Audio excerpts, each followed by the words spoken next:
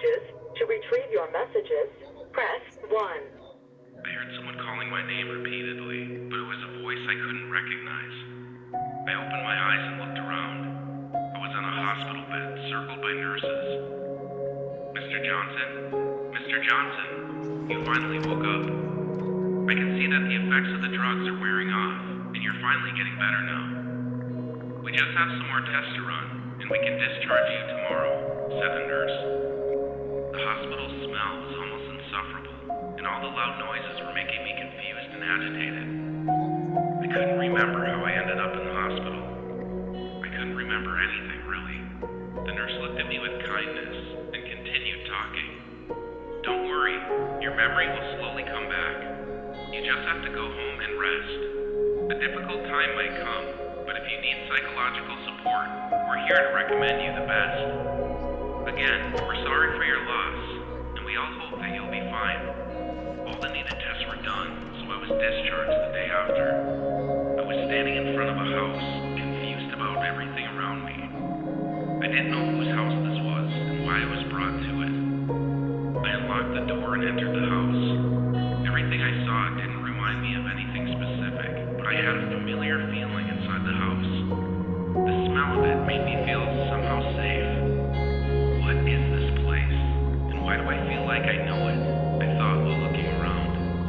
I started going through all the rooms and looking at all the photos that were hung on the walls. Fractured scenes kept coming into my mind, remembering slowly of the people I was seeing in the pictures were. I felt like my head was about to explode from all the images that were rolling inside my head. I was trying to put everything together so I could understand how the story went. The memories that I got back were not the best. I remembered my family, my wife Gloria, and my 2 children, Luke and Lucy. My relationship with Gloria was not the best lately. Our communication was almost completely gone, and the time we spent together was almost non-existent. I was a workaholic, and I didn't take much care of Gloria or the kids. Gloria was always tired and upset, worn by the family situation. We got into fights every time we got a chance because everything Gloria wanted from me was to at least try to take care of the family. On the other hand, I loved working as much as I could, and I considered that I was caring for the family. I have to admit, remembering all these things made me feel guilty. Seeing Gloria upset every day was never what I intended, but that's just how things always work between us. I didn't only have a bad relationship with my wife, but also with my son. Luke was a teenager, and he loved going out late at night and locking himself in his room. Luke didn't really listen to us. He liked being a rebel and only doing what he wanted. The problem is that I didn't really try to fix the relationship with my son, Gloria being the only one that was taking care of Luke's education. I was always working, and when I wasn't, I never really got the necessary power to have that discussion with him. Luke was rarely with us because he was rarely home. He never ate with us or talked to us. When he was home, he was either playing video games or playing the guitar, but not leaving his room. I always put this behavior on the fact that he was a teenager, but now that I'm thinking about it, this was something that needed to be talked about. Lucy was the only one that everyone got along with very well, because she was still a very little child. Lucy was the kid that every parent wishes for. She rarely cries or complains about anything. Always happy and smiling, Lucy was the only one that made Gloria feel better. Her always cheerful giggles around the house made Gloria smile and forget about all the other things she didn't like. But where is everyone? I thought looking at a family photo. As I was looking through the kitchen, I saw a half-drained coffee cup, and I remembered that I left that there before we went on our family trip. We decided that we should go on a vacation together, a family trip to solve our problems. The trip was better than everyone expected, because the relaxation and free time made us all more calm and ready to talk about what was wrong. Gloria and I got to work through our relationship problems, understand each other better, and we promised to always take time to discuss what bothered us. The fact that Gloria saw all of us happy in one place made her feel the happiest she had ever been. I had never seen her smile so much. Even Luke and I started a beautiful friendship, spending time together and talking about things any father and son talk about. It was the first time I felt the father-son connection, and I regretted every second in which I didn't talk to my son. Lucy was having the time of her life, playing with all kinds of different toys and always laughing. We were all happy to see her smile and have fun, and she made us feel good too, contaminating us with her positive energy. As I kept remembering things about the trip, I got a bad feeling.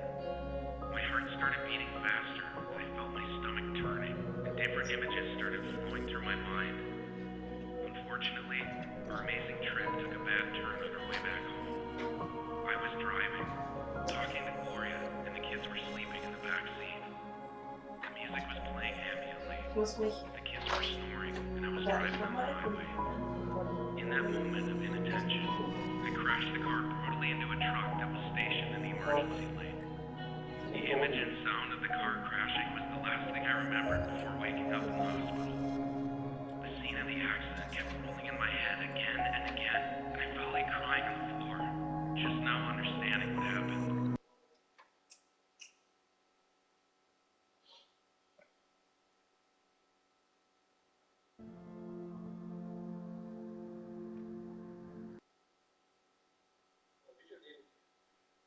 Quetschen wir uns mal hier durch.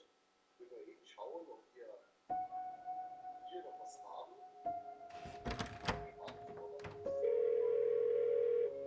You have 34 new messages.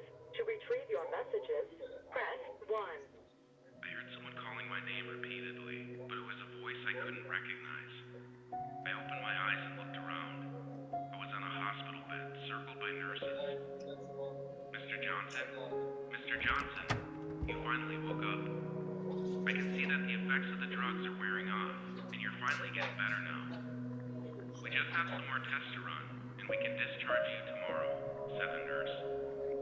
The hospital smell was almost insufferable, and all the loud noises were making me confused and agitated. I couldn't remember how I ended up in the hospital. I couldn't remember anything, really. The nurse looked at me with kindness and continued talking. Don't worry, your memory will slowly come back. You just have to go home and rest. A difficult time might come, but if you need psychological support, we're here to recommend you the best. Again, we're sorry for your loss, and we all hope that you'll be fine. All the needed tests were done, so I was discharged the day